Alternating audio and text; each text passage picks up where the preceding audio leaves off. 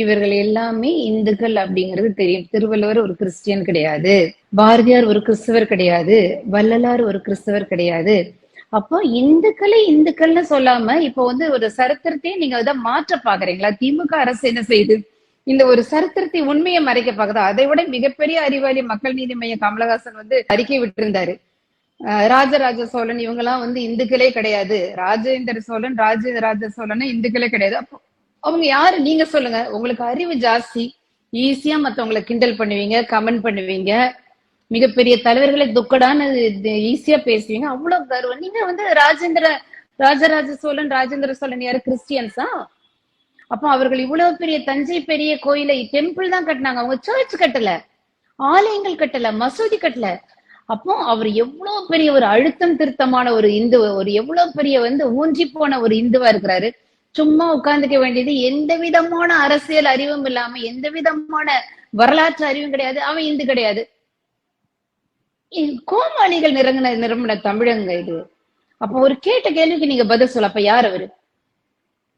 மனிதன், அவங்க மனிதன், இந்து கிடையாது, கிறிஸ்டின் கிடையாது. அப்ப ஏன் அவர் வந்து டெம்பிள் கட்டுறார்? அவ்வளவு பெரிய கோயிலை ஏன் கட்டுறாரு? ஒரு பேசிக் அரசியல் அறிவு இல்லாதவங்களாம் இன்னைக்கு வந்து ஒரு கவர்ச்சியாக பண்ணி, அதான் சொல்ல, ஒரு மிகப்பெரிய மூளைச்சலவை தமிழனுக்கு நடந்துட்டு இருக்கு.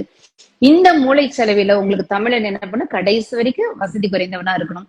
இரண்டாவது, உன்னுடைய சரித்திரம், உன்னுடைய மாண்பு, உன்னுடைய வீரதீரமான இந்து மன்னர்கள் இவர்கள்லாம் நீ வந்து தெரிஞ்சுக்க கூடாது, அவருடைய வரலாறு உனக்கு தெரியவே கூடாது. இந்து மதம்ங்கிற ஒரு மதம் வழக்கொழிஞ்சு நாசமா போகணும். இதுதான் திமுகவுடைய ஒரு ஒரு சித்தாந்தமா இருக்குது. ஏன்னா இன்னைக்கு உலகம் முழுக்க அத்தனை கிறிஸ்தவ நாடுகள், இன்னைக்கு மிகப்பெரிய வல்லரசு நாடுகள், அமெரிக்கா, லண்டன், உங்களுக்கு ஜெர்மன், இட்டாலி, எல்லாமே ஆஸ்திரேலியா, சுவிஸ், எல்லாமே டென்மார்க், எல்லாம் கிறிஸ்தவ நாடுகள். ஏன்னா கிறிஸ்டியனுக்கு வந்து சொரணை இருக்குது, தன்னுடைய நாட்டை காப்பாத்திக்கணுங்கிற சொரணை கிறிஸ்தவனுக்கு இருக்குது. அவ்வளவு வேகமான உணர்வுள்ள மக்கள், கிறிஸ்தவ மக்கள் விட்டு கொடுக்க மாட்டாங்க. அவங்ககிட்ட ஒரு இத்து போன ஒரு விஷயம் இருந்தாலும் அதுதான் பெரிய விஷயம், குளோபலைஸ் பண்ணுவான். அந்த அளவுக்கு சுருக்குறது. அவங்க வந்து உப்பு போட்டு சாப்பிடுறாங்க. முஸ்லிம்கா பயங்கரமான சூடு சொரணை இருக்குது.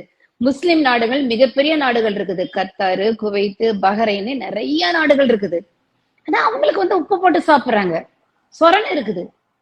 என்னுடைய நாட்டை நான் ஒருபோதும் விட்டு கொடுக்க மாட்டேன்னு இருக்குது. ஆனா இந்து தேசம்னு ஒரு தேசம் இருக்கு, அதை வந்து நம்ம காப்பாத்திக்கணும்னு ஒரு சூடு சொரணை நம்மளுடைய இந்து மக்களுக்கு இல்லைங்கிறதா நிஜமான ஒரு உண்மை. அங்கலாப்பா இருக்குதுங்க இதை பார்க்கும்போது. அதுல வேற இந்து தேசம்னு இல்லை, இந்து மதம்னே ஒரு இல்லைன்னு ஒரு மிகப்பெரிய அறிவாளிகள் வந்து பேசுறாங்க. ஒரு விஷயம் தெரிஞ்சுக்கோங்க, ஒரு கிறிஸ்தவர்களுடைய பைபிள்ல பழைய ஏற்பாடு, புதிய ஏற்பாடு. புதிய ஏற்பாடுங்கிறது பின்னர் இணைக்கப்பட்ட ஒரு விஷயம்.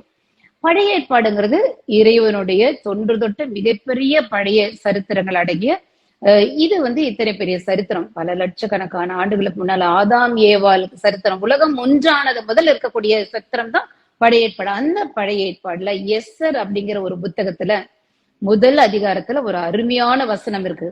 இந்து தேசம் முதல் எத்தியோப்பியா தேசம் வரை அப்படின்னு ஒரு வசனம். என்னங்க, இந்து தேசம் முதல் எத்தியோப்பியா தேசம் வரைன்னு ஒரு வசனம். ஆனா கிறிஸ்தவ பைபிள்ல முஸ்லிம் தேசம்னு ஒரு தேசம் இல்ல.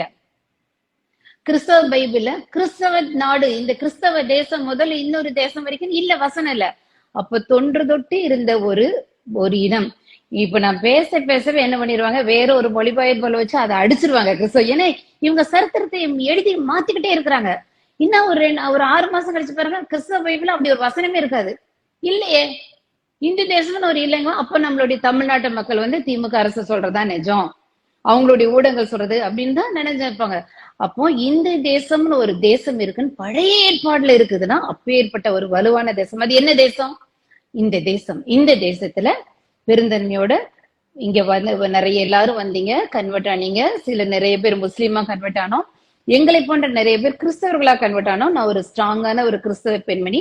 இப்ப வந்து ஒரு தேசத்துல வந்து நம்மளுடைய கிறிஸ்தவர்களையும் முஸ்லிம்களையும் அணைச்சு அழகா நம்ம எல்லாரும் அண்ணன் தம்பியா இருக்கிறோம் அப்படின்னா அந்த தேசத்தையே முழுங்க பார்க்கணும் நம்ம நினைக்கிறது நம்மளுடைய தவறு. அப்போ இந்த உலகத்தில் மிஞ்சி இருக்கிற இந்த கலாச்சாரத்தை காப்பாத்துறதுக்கு, இந்த மாண்பை காப்பாத்துறதுக்கு இருக்கக்கூடிய ஒரு ஒரு தேசம் இது.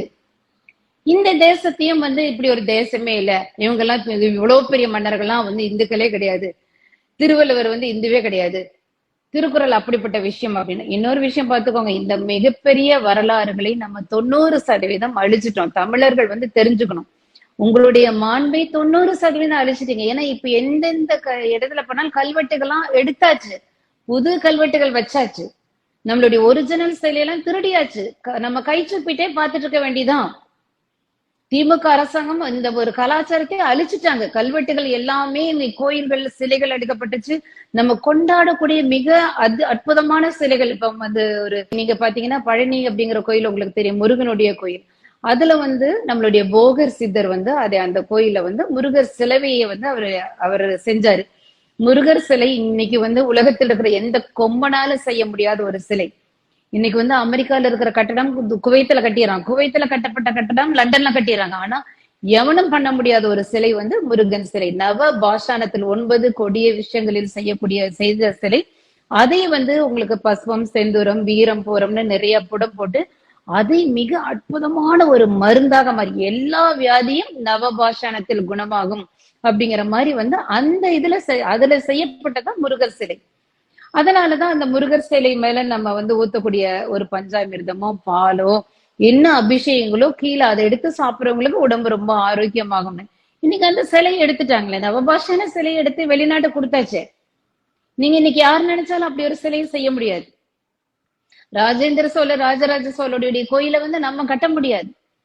அப்போ நம்மளுடைய மாண்புகள் மரபுகள் எல்லாம் தொலைச்சிட்டு நம்ம அதை பெருசு பண்ணாம விட்டுட்டு, ஆமா தமிழ்னே ஒரு இனம் இல்லைங்க, தமிழ்னு இல்லை, என்னுடைய நாட்டு மொழியை நான் பேச மாட்டேங்க, நான் திமுக ஊடகங்கள் சொல்றதாங்க நம்புவாங்க. அவங்க வந்து பாஜக அரசாங்கம் என்ன செய்யுது, உன்னுடைய மதத்தை உனக்கு சொல்லிக் கொடுக்குது. என்னுடைய நாட்டில் முஸ்லிம்களும் கிறிஸ்தவர்களும் தாயா பிள்ளையா இருப்பாங்க. ஒரு அமெரிக்கால போய் நான் நிம்மதியா அப்படி இருக்க முடியாது. ஒரு லண்டன்ல போய் ஒரு இந்து வந்து நீங்க 3ஆம் தர குடிமகனாக தான் நடத்தப்படுவீங்க. ஏன் ஒரு குவைத்துல போய் இங்க இருக்கிற முஸ்லீம் போய் நீங்க 3ஆம் 4ஆம் தர குடிமகனாக தான் நடத்தப்படுவீங்க. அவ்வளவு கேவலமான ட்ரீட்மெண்ட் உங்களுக்கு கிடைக்கும். ஒன்னும் குவைத் வரைக்கும் போக மாட்டேன், இங்க இருக்கிற பாகிஸ்தானுக்கு ஆப்கானிஸ்தானுக்கு போய் சொல்றேன். ஆனா என்னுடைய நாட்டில், நம்மளுடைய நாட்டில் நான் வந்து அண்ணன் தம்பியா முழு மரியாதையோட நான் இருக்க முடியும்னா இது என்னுடைய நாட்டில் மட்டுமே சாத்தியம். அந்த நாட்டுல வந்து இப்ப இப்படி தொன்று தொட்ட ஒரு மதத்தை அழிக்கணும் அப்படின்னு நம்ம நினைக்கிறது வந்து மிக தவறான விஷயம். நமக்கு எத்தனையோ நாடுகள் இருக்கு. சோ இது வந்து நம்ம வந்து செஞ்சாகணும். இதுல வன்முறையை தோன்றது, பிரெயின் வாஷ் பண்றது அதெல்லாம் பண்ணக்கூடாது அப்படிங்கிறது தான்.